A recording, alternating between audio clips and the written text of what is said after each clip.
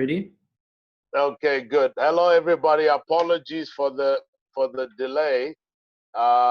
Just some technical issues, but I think we can start now. Welcome, everyone, and I hope you're all keeping safe and abiding by the regulations, the government regulations for COVID. So today is a special day. We've got a special guest with us, Mr. Ken Sharpe. And I'm just gonna read a little bit of Ken's bio, and then we can kick off. Ken basically started his business in 1990, and he started off within the confectionery and food distribution business, and went on to establish the West Group. And part of the West Group, the companies in the West Group, you have West Beverages, Bottling, you've got Intercrop Agri Inputs, you've got West Sanitary Pads, you've got West Oils, you've got Fellow Gold Mining, you've got West Properties and Auger Investments, and you've got West Food Distribution. And interestingly, I'm also a shareholder in West Food Distribution for the last 5 years. So we're actually partners with Mr. Ken. And Mr. Ken is also the president of the YPO, which is your Young Presidents organization, and is the chairman also of the chapter forum and the chair of the education trust, which he has been since 2008. And welcome, Mr. Ken, and thank you for joining us. And I always, whenever I call Mr. Ken, I'm trying to figure out which part of the world he's in, because at one stage he's in the Seychelles, then he's in America, then he's in the Ukraine, and so on. He's a semi-retired man, but we welcome you on board. So let's get right into it. Now, I want to ask you to keep your mics muted, and whenever we get to the question and answer session, then you can unmute so that then we can hear you, and then you mute it back again. Welcome, Mr. Ken. So let's get into it. Tell us about who Mr. Ken is. Just tell us a bit about your background. We just want to know a bit about you, and so we can understand your background. Sure. Good evening to everyone. A great pleasure and honor to be with you all tonight. And thank you, Walter, for inviting me and hosting us. My background is I was born in Zimbabwe, but I'd like to go a few steps before that because I'm a Mkiwa, a white man. And, I came to Africa through my ancestors. My great-grandfather was an explorer. He was English from Britain. And he met a young aristocrat's daughter. His name was actually, the aristocrat, the father was Sir Joseph Wilson. Can you hear me okay, Walter? Yeah, I can. Yeah, don't worry about me. Yeah, I'm fine. I can hear you. So he was called Sir Joseph Wilson Swan because Swan was the inventor of the incandescent light bulb. So unlike many Americans would like to believe, it was not actually Thomas Edison who first invented the electric light bulb. It was my great-great-grandfather. And wow, that's it. He invented it about 3 months before Edison. And okay. Unfortunately, we're not sure if a spy managed to get across the ocean in time and tell Edison, because it was technically possible. But Edison filed the patent 3 months after my ancestor invented it. And so wow. when my ancestor found out that there was a patent filed in America, he sued Edison. And he won the court case in England to prove that he had actually invented it before Edison. And the court awarded him 50% of Edison's patent. So he was a very man from Norfolk in the north of England. In the town square, there's actually a monument of him, and the university has named a whole faculty after him. So he invented many things. He invented artificial silk, which is a polyester. He invented the bromide paper that photographs, in those days, black and white photographs get processed onto. And because of that bromide invention, that was the filament of the lamp. That's how he actually came up with the lamp. And when he invented the lamp, there wasn't even electricity. he had to actually make the first electrical generator from water to power the lamp. So his invention before the power was available. Wow. Water was Gildas, and my great grandfather in Switzerland skiing, and he would run away with an aristocrat's daughter. And the Sharpes came from the sailors. His father was Rear Admiral Robert Sharpe, and he was an admiral in the British fleet. And his father was in charge of the Northern Fleet of the Navy in Britain. And the legend goes that we came from Vikings. A lot of the British people came from Vikings. So they say our blood is from the Viking blood, from the Scandinavians. When they attacked Britain in the 12th and 15th century, my ancestors settled. And eventually, to bring them into the Navy, the king and queen invited them in, and they became servicemen. So the long story is that my great-grandfather came to Africa. His 2 children were born there, and their mother, Hilda, was ordered to go back to England by her aristocrat father because he found out that they were living in KwaZulu-Natal in a kraal, in an African mud hut with a grass roof. And that's an important symbol in my life, which I'll tell you why in a moment.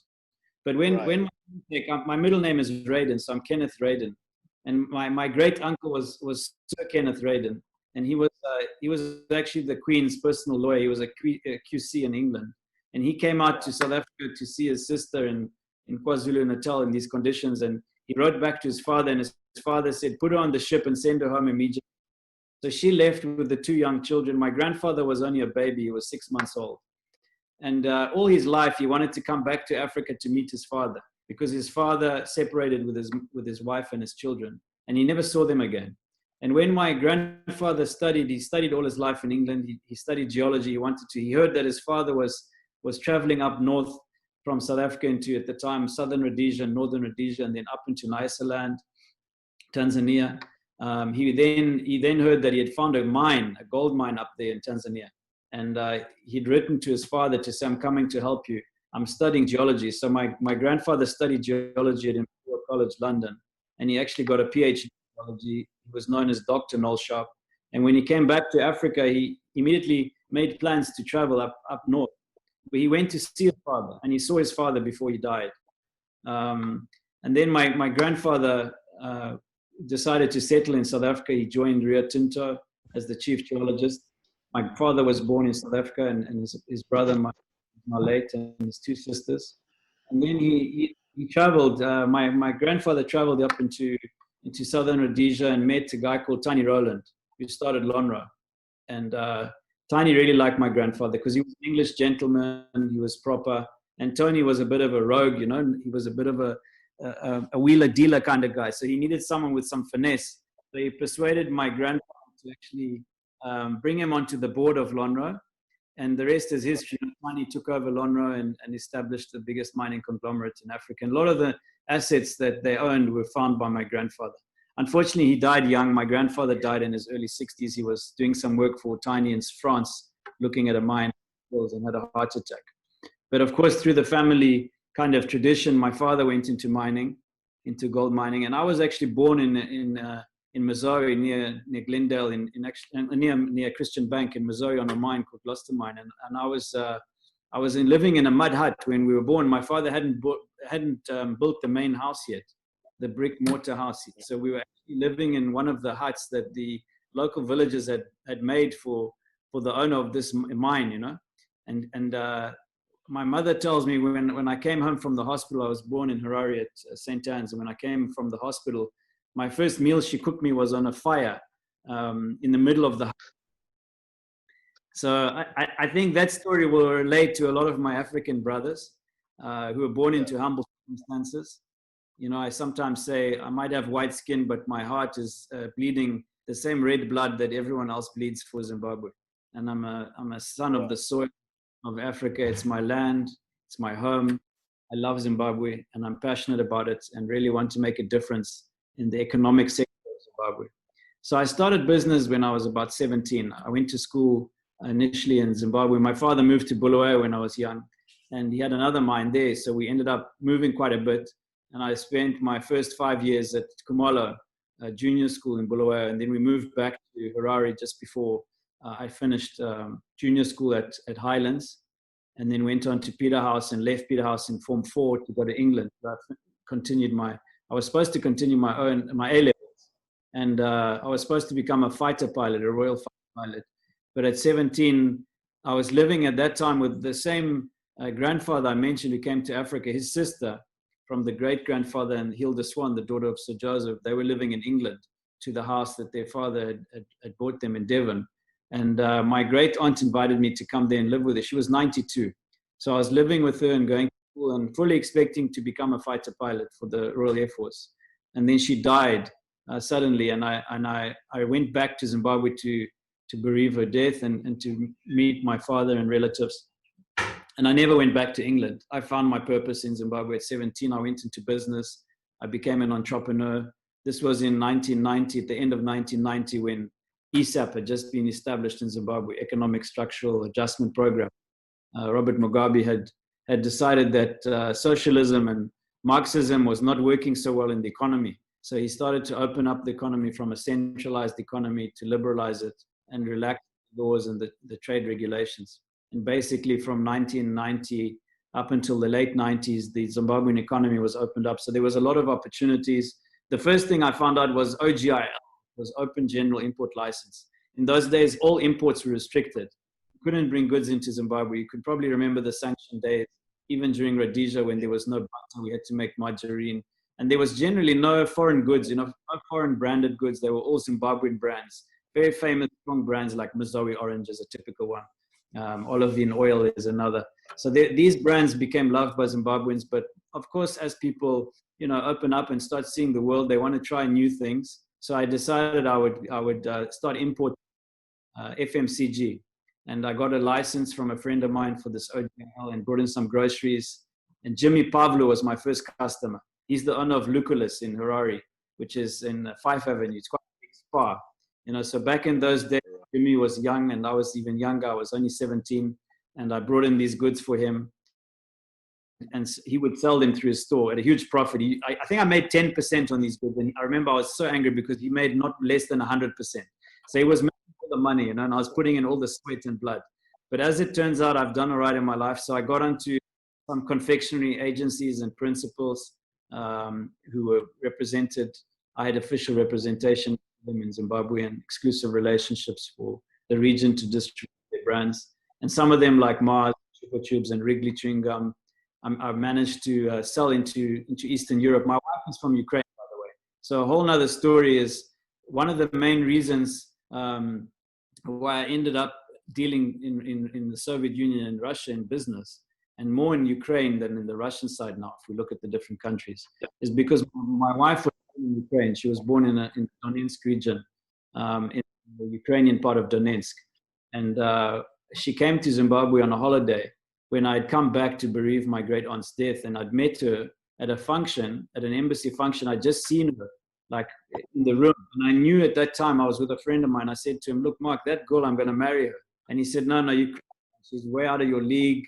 You've got no chance of speaking to her. Look, all these guys are surrounding her, officials, and you've got no ways. You don't even speak the language." So I was adamant that I knew in my mind, in my heart, that was the girl I was going to marry. I knew it. I was love struck from the first time I saw her, and I followed her. She went back to South Africa. She was only in Zimbabwe a short time. And I followed her to South Africa, found her, got her translated to at least give me her telephone number. And those days, there were no cell phones. I had this piece of paper with a telephone number. I didn't even know what town she was from. And 3 months later, I sold almost everything I had. I got a ticket and I flew on Aeroflot to Moscow from Africa to go and get this girl of my dreams. And I realized when I landed in Moscow, Russia, that she was anywhere near Moscow, that this number belonged to a town in Donetsk in Ukraine. So they said, "You're in the wrong airport. You need to fly to Kiev." So then I didn't even know where Kiev was, and Kiev from Moscow is about 2.5 hours. It's a long journey. And by airplane. So I flew to Kiev. I arrived there in the middle of winter. I was wearing a shirt like this, Walter. It was minus 20 outside. And I remember arriving at this freezing airport where I had no idea where I was. I was lost. I had no money. I just spent all the last money I had to buy the ticket to Kiev. And luckily, I met a lady at the airport. And those days, there was a lot of mafia, you know. So that she was telling me, there's these bad guys at the airport, you know. If you're not careful, they're going to mug you. They're going to kidnap you. You need to leave now. And I told her the story. And she said, fine, let. So she took me home, and her brother was a taxi driver. She took me home and helped me phone my wife and tell her this guy's come from Africa. My wife, of course, couldn't believe it. But the next day they put me on a train and I went to my wife's town and the family met me and the rest is history. And I ended up marrying her in 93. I had my first child in 96, my daughter, who grew up in Zimbabwe, Tatiana. Wow.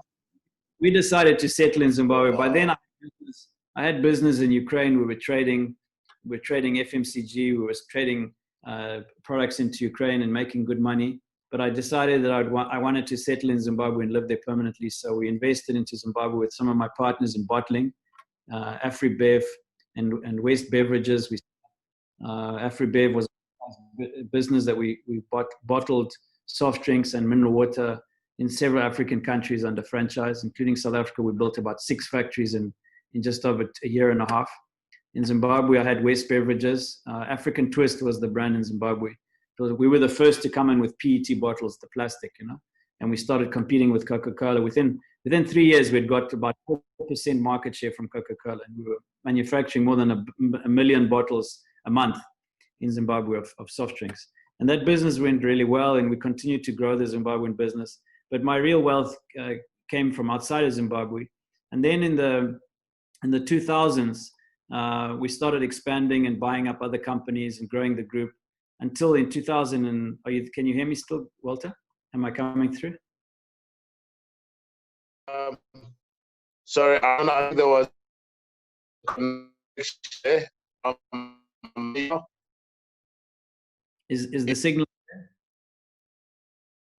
Yeah, yeah. I think we're back on. You can.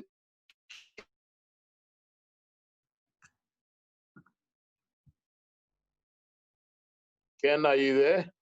Yeah, I'm here. I don't know if you can still hear me. Yeah, we can hear you. Okay, good. So Yeah. I was just saying, we started bottling in Zimbabwe, exporting. We grew the business, and in the 2000s, we decided to expand the group and started acquiring other companies and become a bigger holding company. And then in 2009, I had a skiing accident. I was in Canada in Whistler skiing. The first time I'd been skiing. On the 4th day, with having a ski instructor, I hit a tree, and I was knocked out unconscious. My brain was severed from my right ear, to my left lower jaw by a band that was about 6.5 centimeters wide by 12.5 centimeters long. My brain was ripped off the skull. The dura membrane that holds the brain onto the skull was severed on impact. I hit the tree with such a force, and I was knocked out cold. They rushed me into the local hospital. I was barely conscious. I was delirious, aggressive, trying to find my wife. I'd canceled my Discovery. By then I was living in South Africa, and I canceled my Discovery health insurance because they didn't pay a dental bill. And now I was in hospital in conditions that I knew I was dying, and I needed to get my wife urgently because she had the credit cards and everything. And I had no travel insurance. And I was in North America. My fear was I'm going to arrive to hospital. These guys are not going to treat me. I'm going to die on the table. So we couldn't find her, and I was losing consciousness. I remember them telling me at the local hospital in Whistler that they've done an X-ray on my body and they couldn't find anything wrong, but my eyes were dilated. I was vomiting, convulsing. I had all the signs of brain bleeding, severe hemorrhage in the brain, and they needed to get me to the hospital urgently. So they put me in an ambulance, and they sent me for 2 hours in the car to Vancouver. On arrival, I was dead. I lost consciousness in the ambulance. They had to put me on a life support. My vitals shut down completely. I remember lying there on the bed in the ambulance, just staring at the ceiling and thinking I'm dying. I could see these people almost like shadows because all my faculties had gone away from me. I could no longer really hear. I could no longer feel. I'd gone through such a pain barrier. You can imagine the cut in your head this big, from my ear to my jaw, and the blood's pushing the brain off the skull. until eventually 60% of my brain cavity was occupied by blood. So I was in this immense pain. I was losing my faculties. And I just remember looking at the ceiling, and these images were dark, like almost shadows going around me. I could not hear them anymore. I could hardly see them. And I just remember saying to myself, if there's a God, let me just see, because I knew I was dying. And that was the last thing I remember. I woke up 5 days later from the coma.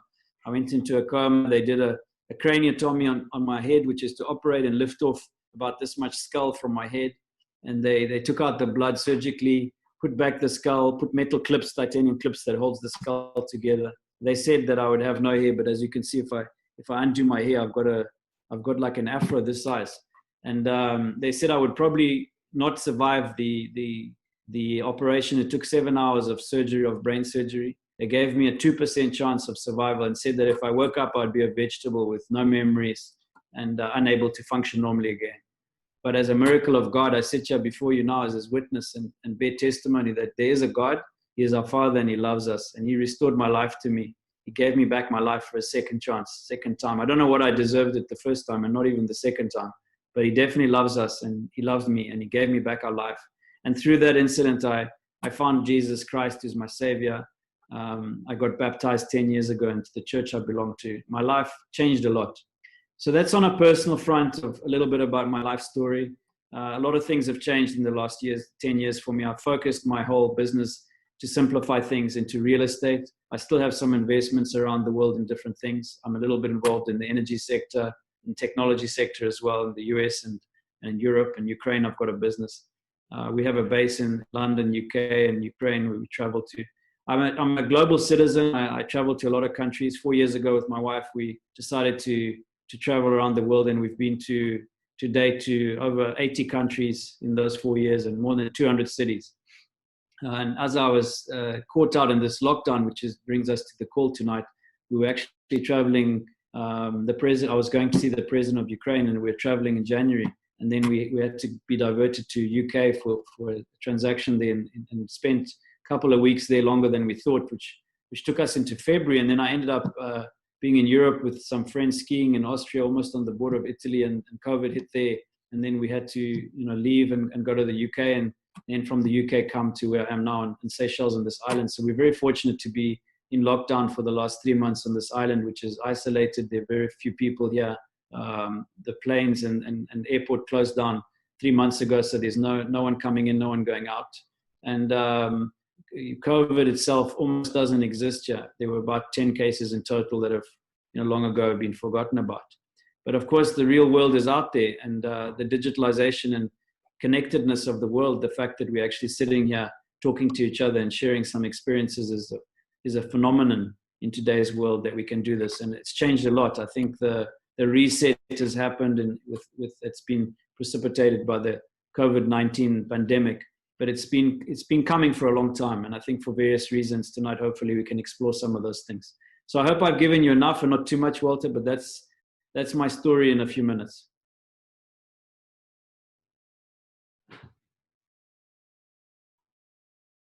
Walter, are you there? Dr. Walter, you might need to unmute your mic.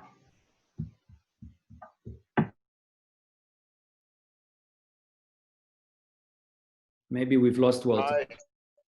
Yeah, Ken, that's so amazing. That's such a rich background, and yeah, I mean, you've just confirmed why I don't need to go skiing, but that's such a miraculous recovery, and I know your faith in the Lord Jesus Christ and is strong. Your foundation is strong, and as long as I've known you.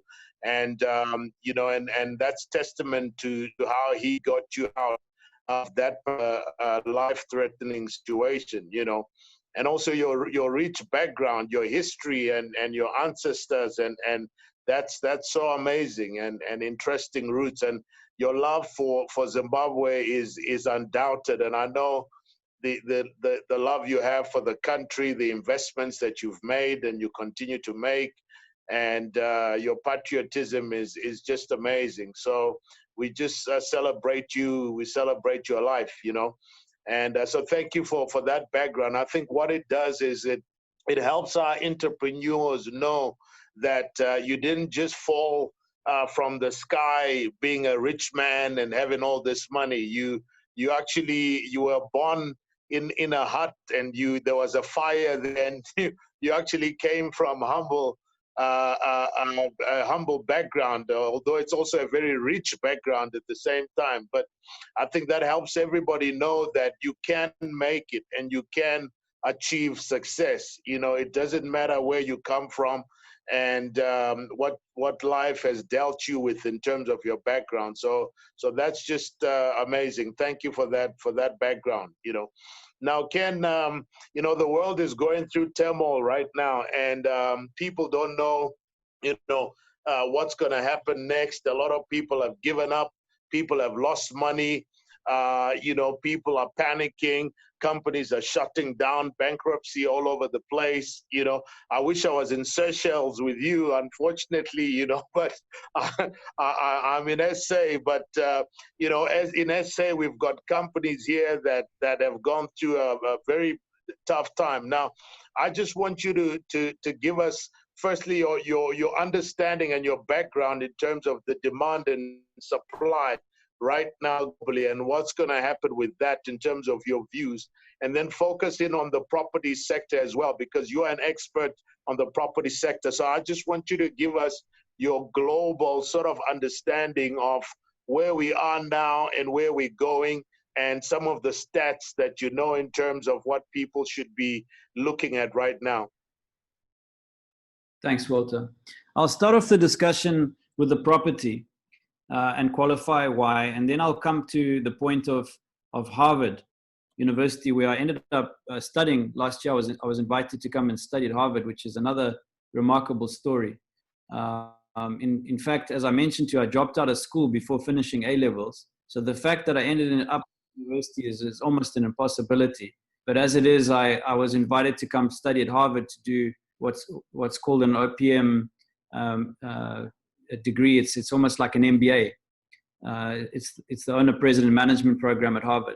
It's like an advanced, supercharged MBA over 3 years.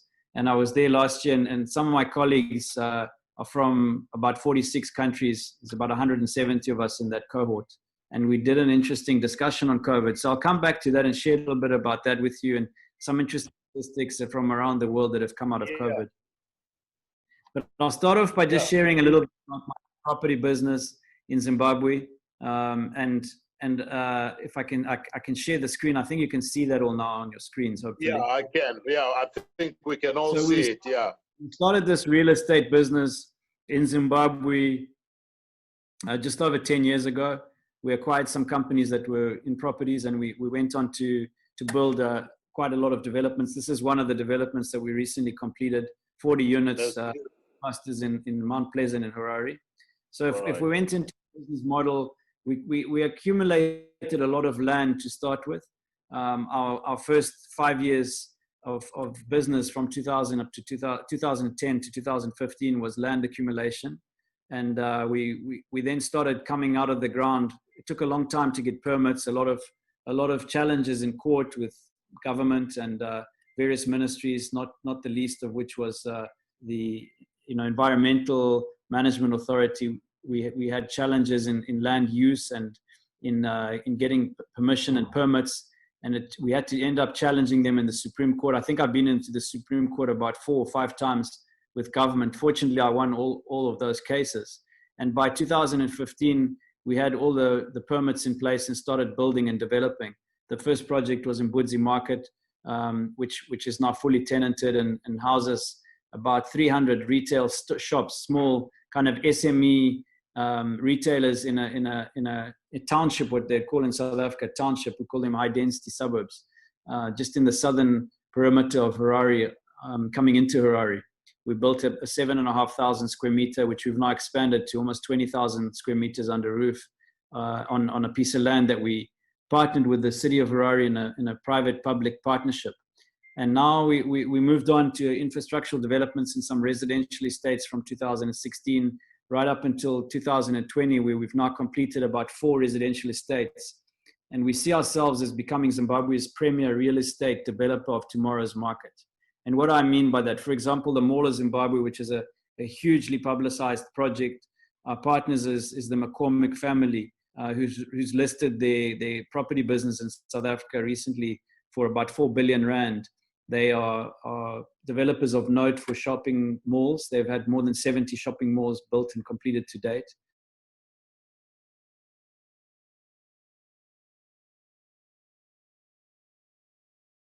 The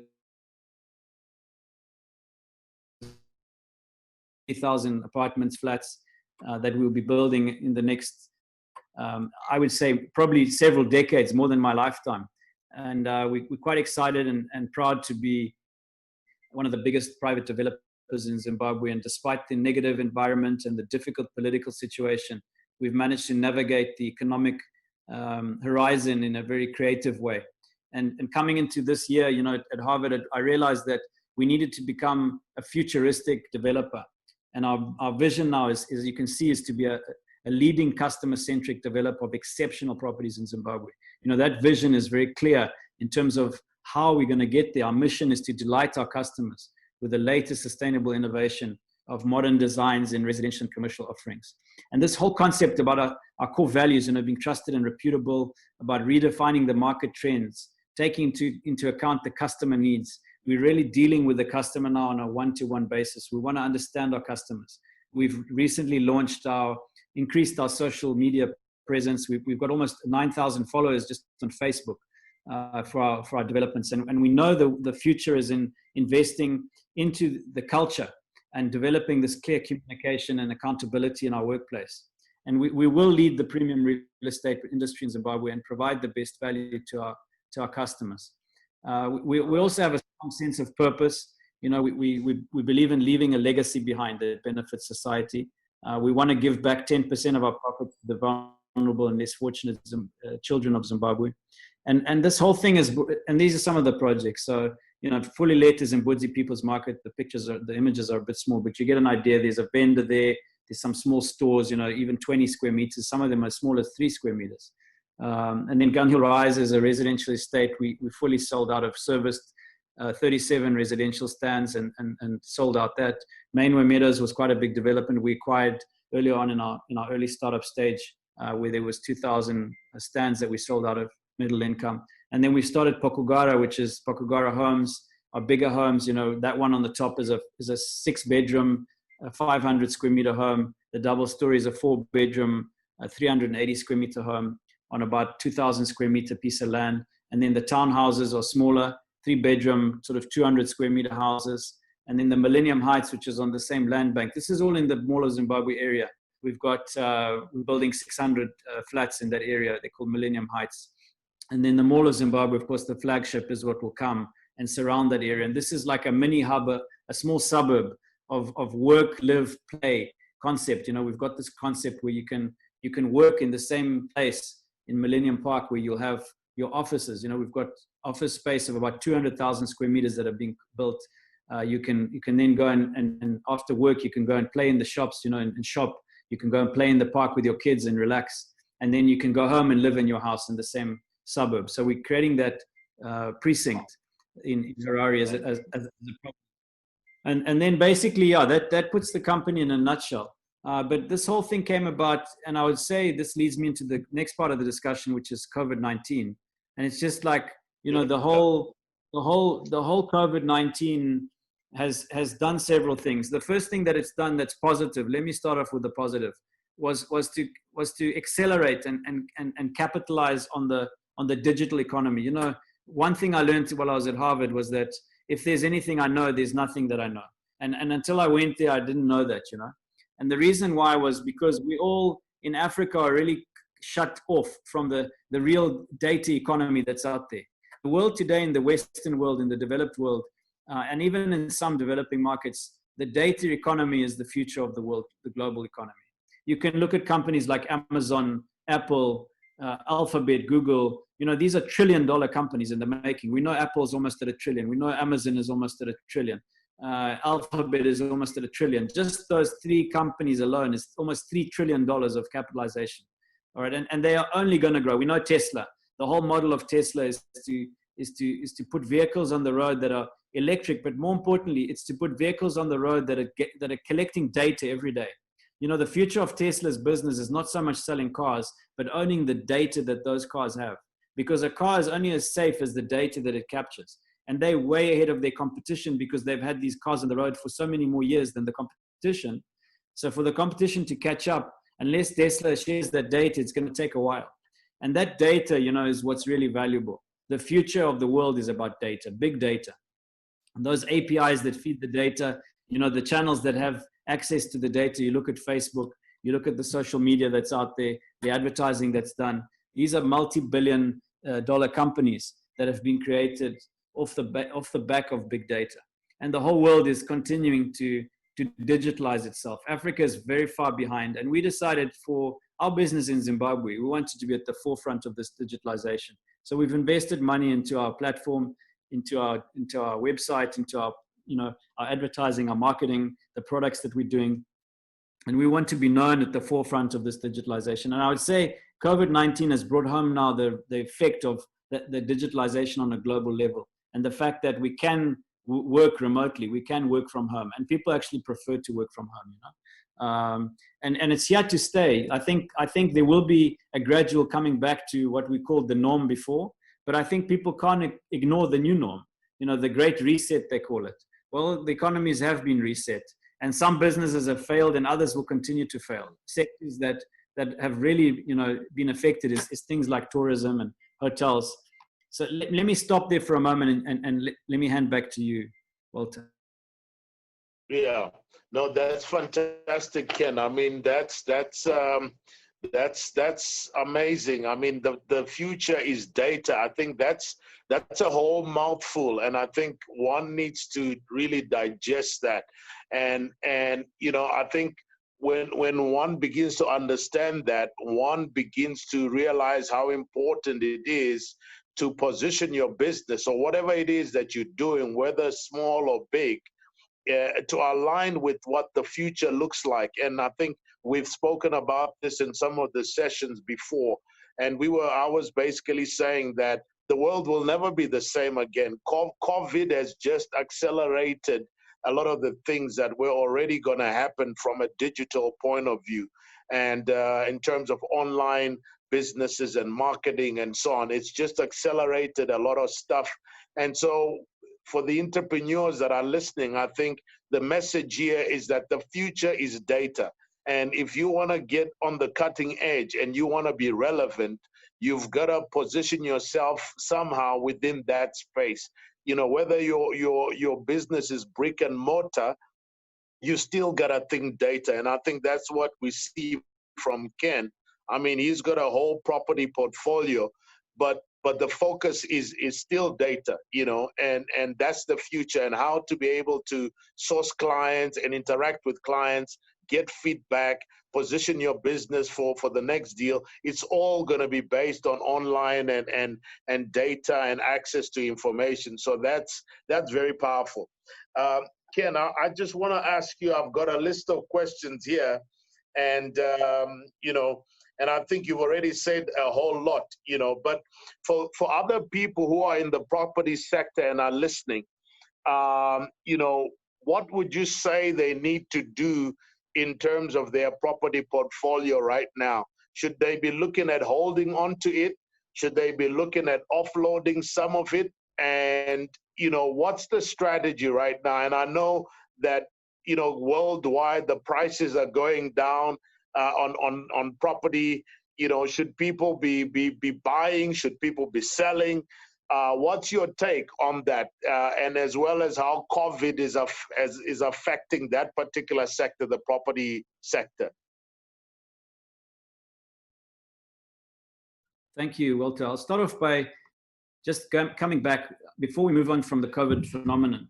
I've talked about a little bit of the positiveness of COVID, but I think I need to be pragmatic and share a little bit about the negative aspects. And I'll start off with this side. The Economist issued a publication yesterday. Yeah. And if we look at this figure, it talks about, from the WTO, predicted change in global trade volumes. We can see there's 31.9% drop. And you can see the year prior, we were on 21% growth. And they're projecting the rebound to happen in 2021. But now if we go to this next report, I'll share that. It actually is a bit more negative. It's a bit more pessimistic.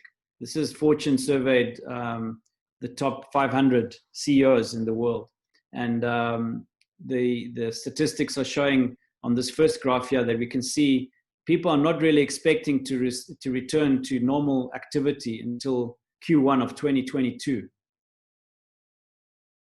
You can see 52% of people thinking that, which is quite a long way to go. If you look at your workforce returning to work as normal, as high as 26%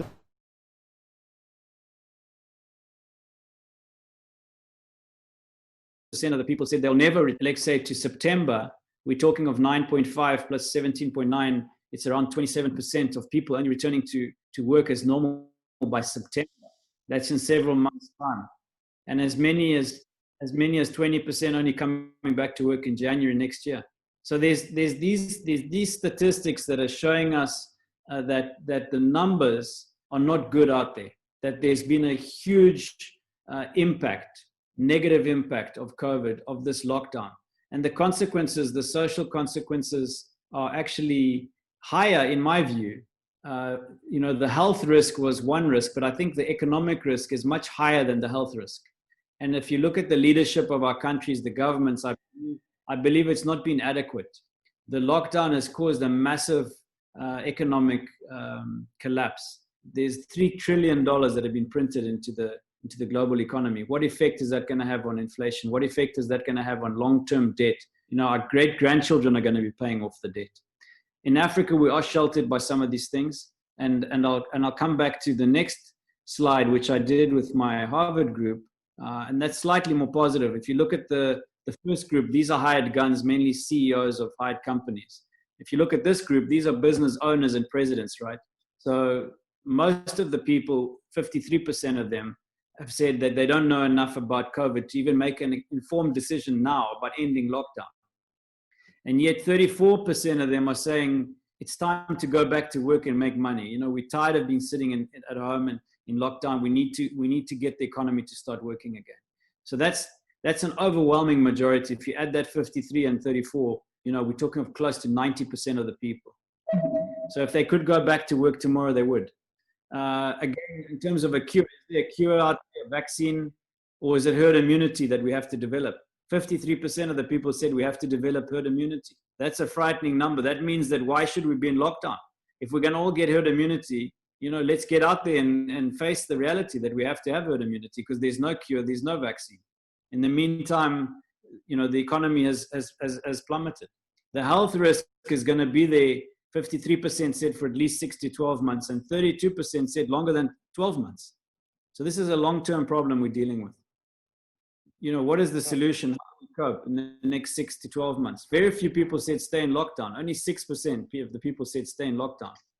85% of them said open up the economy as soon as possible and keep the elderly and those at risk isolated, because we know that this pandemic affects the elderly more than the young.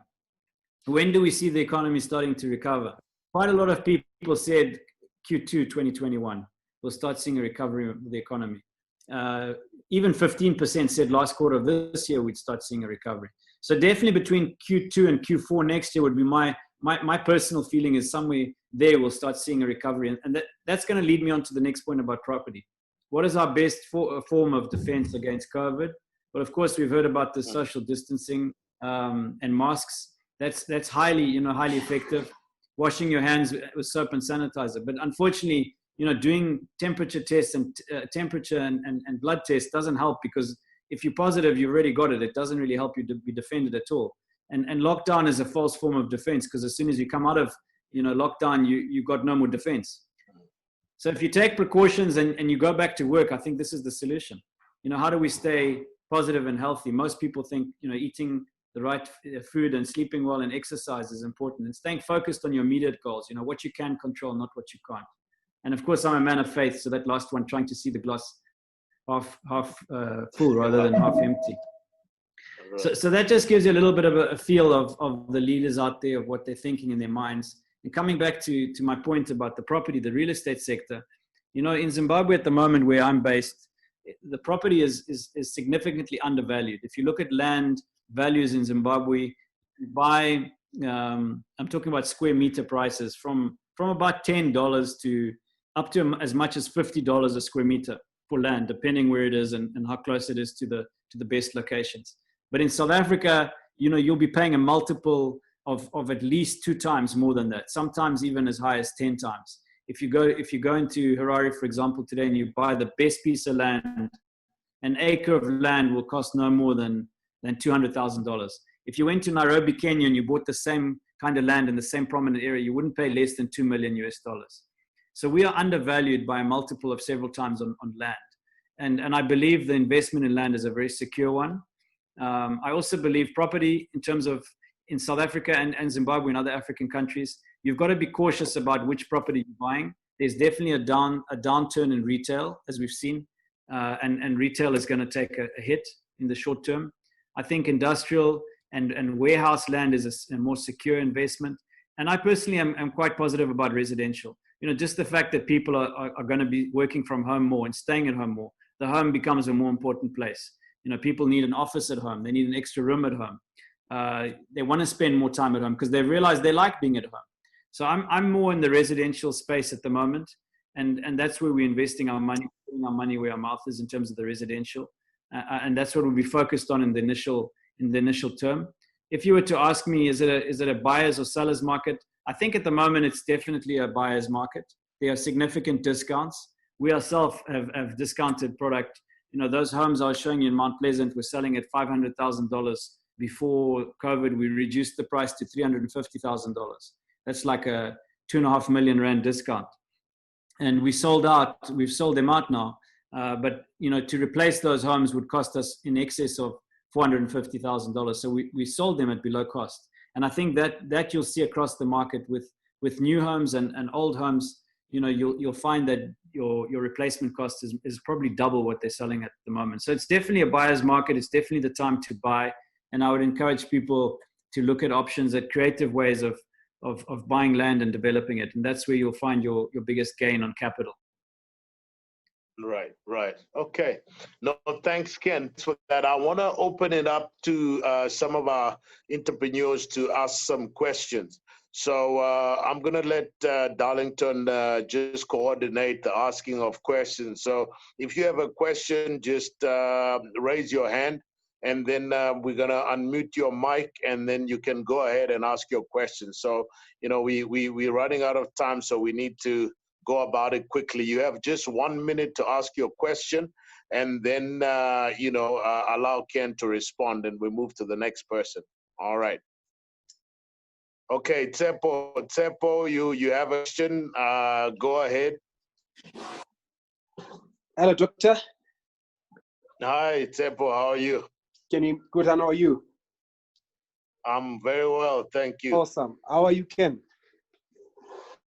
I'm great. Thanks, Tsepo. How are you? Wonderful. I'm just overwhelmed by, such a rich testament and, the insight that you're giving us. But I'm just going to be quick. I was just hoping that you were going to touch on your energy business, because that's a space that I'm in. I wanted to understand which side of energy business you're in, and then what's the future of petroleum? What's the future of oil vis-a-vis gas? Because there's a couple of things that we wanted to sort of like test in the South African environment. This is now in terms of your moving from your actual petroleum to your LPG or to your gas in terms of mobile transport and all of that. What's your take on that? Where do you see that happening? Is it in the near future, or is it still a long distance type of a thing? Thanks, Sharpe. I'm in alternative energy, so we've built some solar farms, and we managed to get a green tariff, a refit, what you call in South Africa, tariff out of Ukraine that was very high. It ended up being too high, and there was a kind of lock of the government in the last few months. We finally settled last week on the new tariff, but it still is very substantially higher than most other markets. And my view is on that is that the world's future must be on renewables. The days of us using carbon fuel are gone. I have no confidence whatsoever in I think if you're invested into oil, the best thing is get out of it immediately. because it's on its way out. Definitely, our children will not be using automobiles and consuming the amount of oil that we've done. And the future's arrived on our doorstep. So if you are in in any form of carbon fuel, I would say it's a really bad place to be in. And definitely anything else is really good. So anything to do with electric vehicles, generation of electricity using alternative forms is. Awesome. Thank you so much.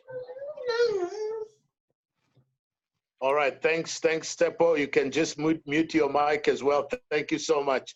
All right, Njabulo, you have a question? Go ahead.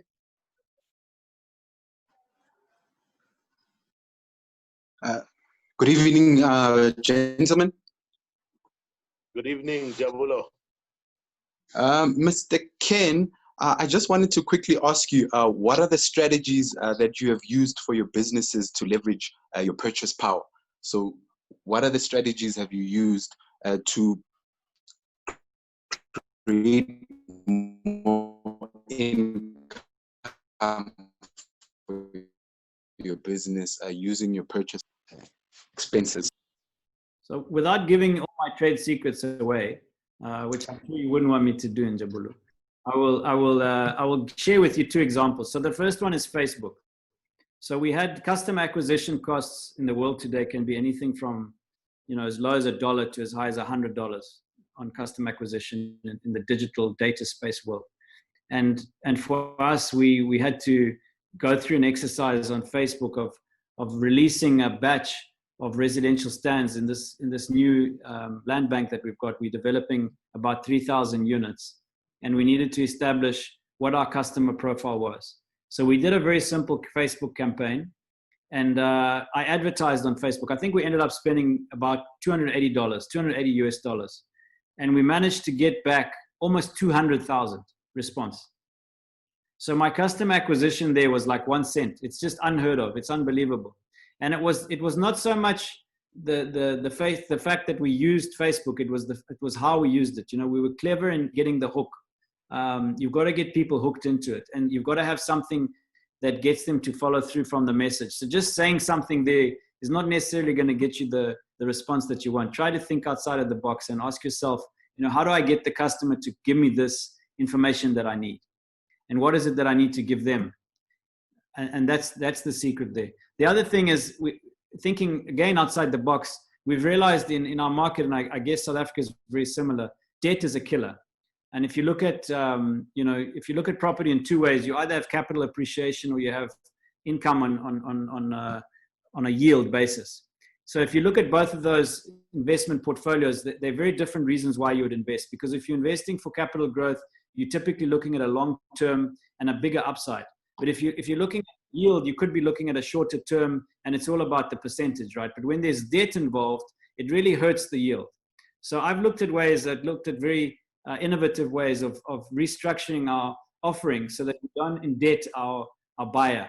Because typically the homeowner will come in and he'll pay some cash for the land, and then he'll sweat really hard and pay off the land over many years. Sometimes it takes a person 5 years or 10 years to pay off the land. And in that time, they'll start building slowly. They'll put a foundation down, and then they'll put up the walls. And you see these houses in Zimbabwe at various stages of development. We don't want that to happen. And the reason for that is because they don't have the capital markets to structure long-term mortgage debt. So we're finding ways now to allow the homeowner to have access to the land without paying for it. And then using the most amount of capital they've got possible to build their house. And working some kind of lease arrangement, like a long-term 99-year lease, kind of like they have leasehold in some markets and freehold. We're looking at that model, which is a more creative way of allowing us to unlock value to our customers. Fantastic. Great. Thanks, Ken. I hope that answers your question, Njabulo. Okay, let's go on to Tsepi. So you are eager to ask your question. Hi, Dr. Walter. Hi, Ken. How are you doing? Hi. So my question is this, right? Without data, you dead. So I just wanted to find out how can we access like the slides that you shared. I'm particularly interested in the data points. I think that as an entrepreneur, I can actually obviously use that to my advantage. So the first question is, how can we get access to that type of information?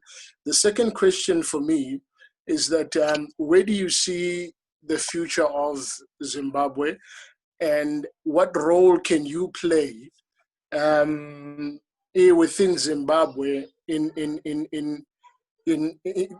to better the country as it is? Mm-hmm. Very powerful questions. I wish we had the whole night to talk about it. But I'll start with the data. So the data, it's all about ownership of the data. There's various, acts of legislation around the world that protects consumer data. So you need to be aware of in your market, how to obtain that data, and do you have the permission of the user for that data? But it's really about owning the data. So everyone has their own database. And once you have your database, you're typically not going to share it with anyone else because you've acquired that database with a lot of sweat and money, right? So in our case, like we've got, as I said, 9,000 clients on Facebook. That's our database. And we got them to log in a creative way so that they're not just there on Facebook. So we've actually got their telephone numbers, their addresses, what they do, where they work. And you can find various ways of doing that. But as you obtain that data, that's really what's worth money. And you find the platforms out there, it's all about the data they have on those individuals. And there are companies that sell data. You can buy data. But I think in your case, my suggestion to you would be to look at your business, identify what is your model, and how would you go about in building your own database, given that it is a digital business. I'm happy to share the slides from The Economist and Fortune 500 with Walter. The doctor can forward them to everyone. Yeah, please share it, and then we'll send it to whoever wants them. Yeah. Thank you so much. Then coming to your next question about Zimbabwe, it's a really big question, and it's a very painful question. In my heart of hearts, I know that Zimbabwe is not at the stage of where I would like to see it. And it's largely because of the lack of leadership of the last 4 generations. We've had 40 years in the desert, and that we can't keep going on like this. Even if you look through the whole of Africa, we can now say that Africa is emancipated from colonialism. There's no question on that. Every country in Africa has a degree of freedom politically. But unfortunately, that political freedom has not benefited the people economically. The people are still not emancipated economically. If you take Zimbabwe, a teacher in Zimbabwe is earning $1.50 a day, $1.50 a day. How can a person survive on that kind of a salary? It is almost criminal. So my whole drive, my motivation is to bring investment into Zimbabwe and to eliminate poverty by creating jobs, by creating employment. And the only way that can be done is in an open market system. There's been too much government interference, too much meddling, too much controls, too much exchange rate fixing that has destroyed the economy of Zimbabwe. Don't make the same mistake in South Africa.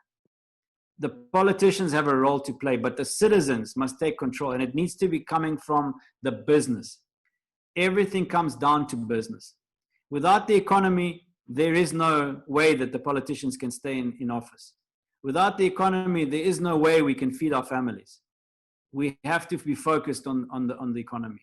And if you look at the 5 jurisdictions in life, it's the self, it's the family, it's the economy or your business, it's the church, and it's government, civil government.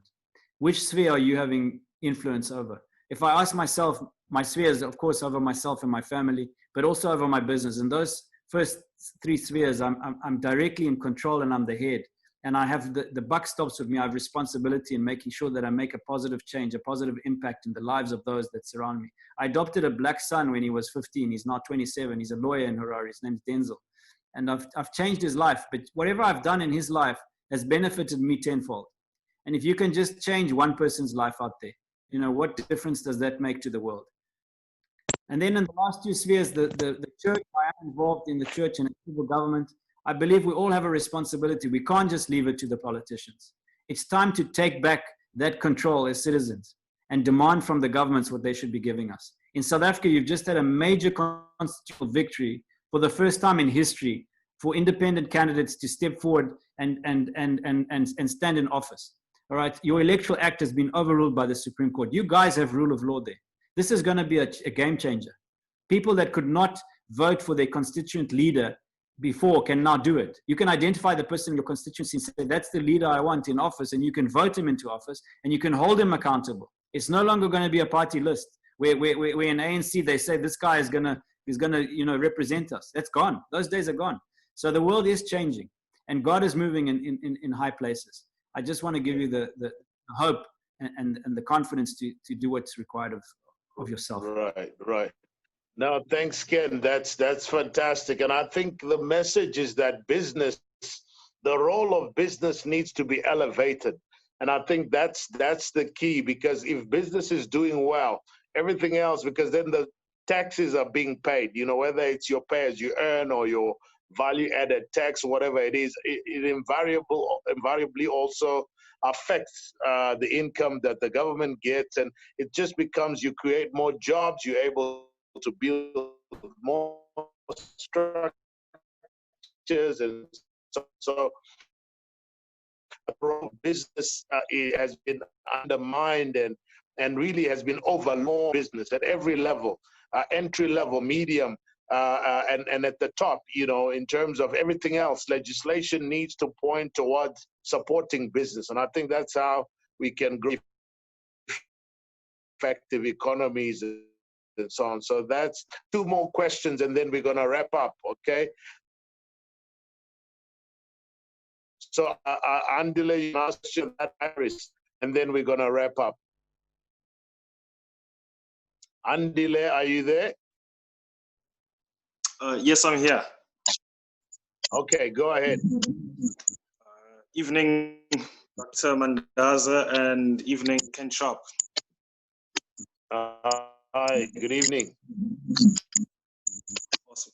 So I'd like to ask, maybe a two-part question.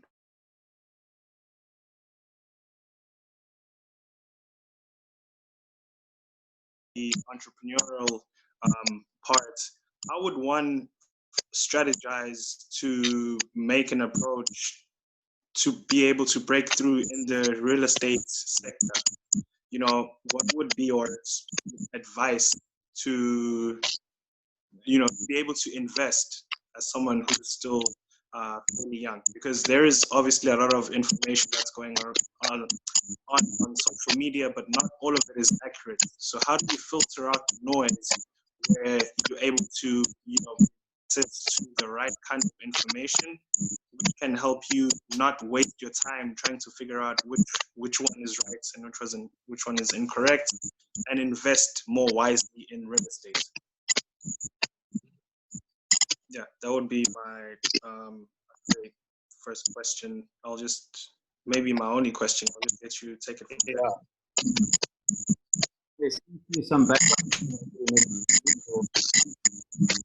Yeah, just turn off your mic, Andile. Yeah. So, Andile, my encouragement to you tonight would be to speak into your heart consistency, discipline, and baby steps. Whatever you do, be consistent at it. The biggest mistake we can make is being haphazard, jumping from one thing to another. When a lion hunts, the lioness, she identifies the prey that she wants to kill, and she never loses sight of that prey. Even if an antelope will jump right in front of her, just a snatch away, she won't one that she's identified. Be consistent. The next thing is have discipline. It's a simple thing. Self-discipline, everyone can own. And the third thing is take baby steps. In property, to get to where I am today, I could not have done it if I hadn't have gone through the baby steps.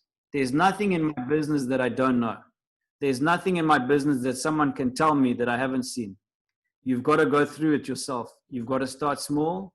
You've got to take baby steps. Wherever it is, whatever it is. My advice to you would be your first property, make sure that it earns a rental from day one. Whether you're buying it for yourself and you're paying the rental, or whether you're renting it to someone else, make sure it's viable. There's no such thing as an emotional buy in property. There is, and Walter knows about my house in Bryanston. I lost $2 million on it.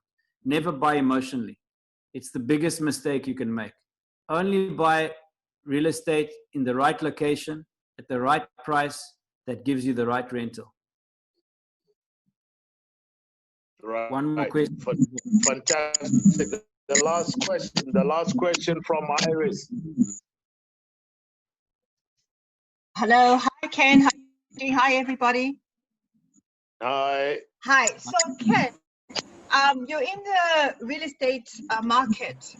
I'm based in the UK, and I'm trying to navigate my space within renewable energy. So I sell solar systems to Zimbabweans, basically. How do you? It's like a solar system is a big purchase as well as a house, and it's a necessity to a certain extent. How is there any capacity in terms of working with you in terms of the renewable energy space for your clients, basically? Because I'm literally a tree hugger. So, like, it's good to leave an inheritance for children, like property and stuff, but we always forget about the earth, that we're going to leave behind. Are we going to live in habitable earth? And people are building houses, in places that they shouldn't be. You know what's happening there with the council, and it's sad to see. So I think when we're also building, is there capacity to think about solar energy, any kind of renewable energy? One, for the good of the land. Two, it's cheaper and it's an investment. That's my big question. Yes. So thank you for bringing that up, Iris. I think it's very pertinent that you mention this, because in our core values, the second value that we have is our responsibility towards the environment. Yeah. And our purpose is about bringing sustainable development. Yes. That actually have a positive environmental impact. And that is possible. That is possible. And I agree with you. There are alternative solutions to energy generation. If you look at Harare in particular, in a lot of places in Africa, there's inconsistent power supply. And it makes sense for people to invest into solar, both for water heating and for electrical power. It makes sense for them to have alternative water solutions, water treatment solutions that are biodegradable and effluent solutions that are within locality, instead of centralized big effluents that don't work. In our case, in Zimbabwe, we have a dysfunctional water system. We lose almost 50% of the water that goes back into the environment. So I think we need to come up with these solutions, and we're happy to take it offline and have a look at what you have available. We're in discussions with people all the time, and it's definitely something we're looking at for our new city that we're building, Millennium City, where we've got these 6,000 residents. We really want to be off-grid and self-sustainable and environmentally correct. Yes. No, I love that, because I did some projects on Samora Machel, Robert Mugabe. We've been operating since 1982. So we didn't just happen overnight, through partnership with Samansco. Okay. So for us, this is something that we really believe in. So yes, I'll be so excited to work with you on that. Great. You can get my email from Walter and send me an email. Thank you. Great. Yeah. Fantastic. Fantastic. Well, thank you. Thank you so much, Ken. Thank you for that. Thank you, everyone. What we see is, and we've got pioneers, we've got people at the front, and we need to unite and come together and make a difference. And I think that's what the and I hope you all gain something. Those of you that get some of it shared, please do indicate to the contact details that you already have, and we'll be able to share that with you. And remember, my book will be out, The Secrets to Riches. So that will be out very soon. You'll be able to get it on Amazon. Keep on the lookout for that. And also, we got our online university coming up as well, where you're going to be able to get all of this kind of courses and videos and teachings, online in the comfort of your home. So that should be within a month. These are certified courses. We've got all credit courses. You'll actually get. And this Sunday we've got the chairman of the lottery. This coming Sunday he's going to be joining us, so you don't want to miss that. So I want to encourage you to invite other people to come and be a part of that. Also subscribe to our Instagram and Facebook pages as well, so you can keep up to date with whatever is going on. All right, Ken, thank you so much. You know, all the best, and we'll be chatting, you and I. I'm gonna give you a call after this, and but yeah, thanks so much, and wish everybody the best. Keep safe and stay warm. You're welcome. Absolutely. Cheers. Good night, everyone. Bye bye. Thank you. Bye bye. Bye.